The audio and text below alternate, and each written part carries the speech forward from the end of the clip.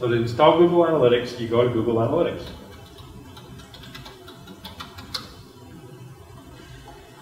Okay, just click that, and you got to sign in, and then click Analytics. So what happens is, if I didn't already have a website, it will prompt me to put in the information, but I'm going to add a new website to my domain. So I'm just going to click the admin tab down here, and then under account, this would have been auto-prompted because there was no account. So first note, I'm using 17 out of 100. So per Google Analytics account, you can have 100 domains in it, or 100 Google Analytics properties. So I'm going to say create new account. Website or mobile app. Okay, what's your new account name? I can call it anything. I'm just going to call it this because it'll obviously tell me what it is. Okay, what's the website name? Okay, it's just telling me the property. What's your URL? calgarybusiness.ca. Select an industry. Now, I'm not sure how good or worthwhile this is, but if you see something there, check it. Time zone, say Canada, and mountain. Now, here's Google's request. Do you want to share data with Google? I usually just say no, because I see no reason. Well, you put in account specialist and you give them your phone number, you might get a phone call. I don't want any phone calls. Okay, get tracking ID. Canada, I'm going to agree to their terms. I accept the terms. And then we come to a very special page. Okay, so we get the tag, this tag. Now, if I was using an old school HTML website, I would take this whole tag, paste it in my HTML. Almost nobody has those kind of websites now. So now that we have Google Analytics, we're going to jump back to our website. Okay, go to the dashboard, go to plugins, add new, and we're going to type in Google Analytics.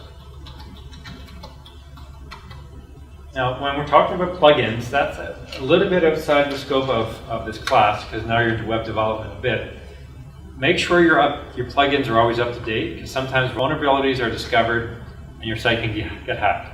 That's one of the downsides of WordPress. There's lots of kind of ways to hack into WordPress, and they're always discovering patches for it, so make sure you keep your site up to date. Now, my favorite Google Analytics plugin got bought out or taken over by Monster Insights, which is a little bit of a bloatware, but in any case, I'll install it. It does a lot more than what I want. So click install, activate.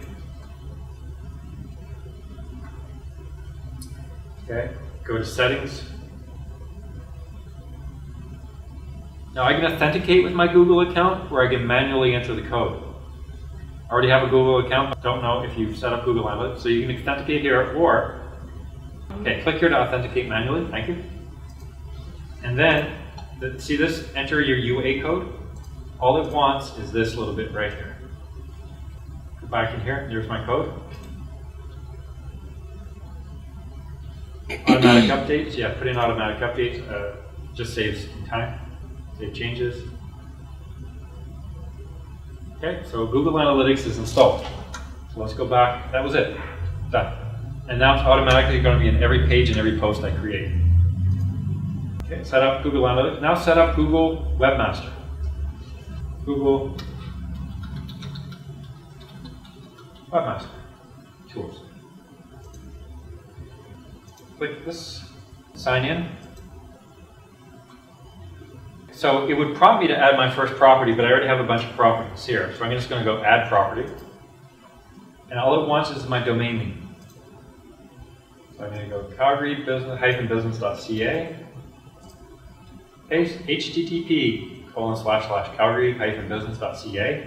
I'm going to click add.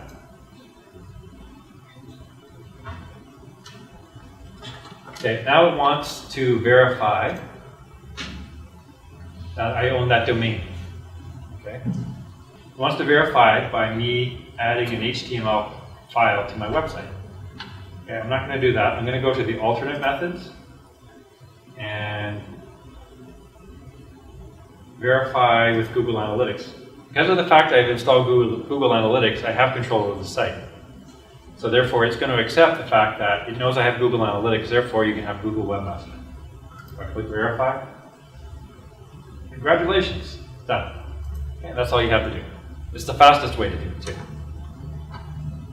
Okay, so no data is available because we just installed the plugin, and we just installed Google Webmaster. The site's new, and the site barely is going to ever get any traffic maybe anyway. It might take some time to get enough data. So under crawl, just some important things here. Fetch as Google. If I create updates to my website, I can click fetch and render.